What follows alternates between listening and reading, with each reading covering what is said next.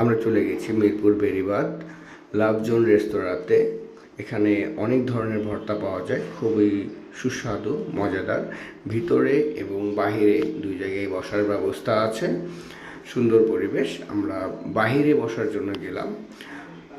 এখানে টেবিল দেওয়া আছে গাছের নিচে, পাশে পুকুর, বাতাস, সবুজ ছায়ায় আমরা খাবার খেতে বসে গেলাম।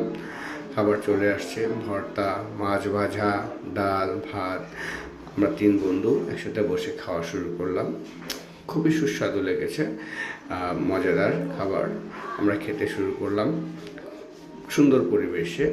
বাতাস ছিল, সবুজ গাছের ছায়া ছিল।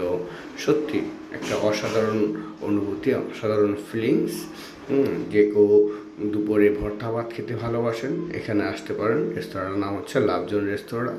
খাওয়া শেষে আমরা একটু ঘুরলাম, তারপরে দোলনায় বসলাম। দোলনা কার না ভালো লাগে, বাচ্চারা দোলনা পেলে খুবই খুশি হবে। যারা ফ্যামিলি আছে, বাচ্চা ফ্যামিলি নিয়ে যেতে পারবেন। বাচ্চারা খুবই আনন্দ পাবে, মজা পাবে।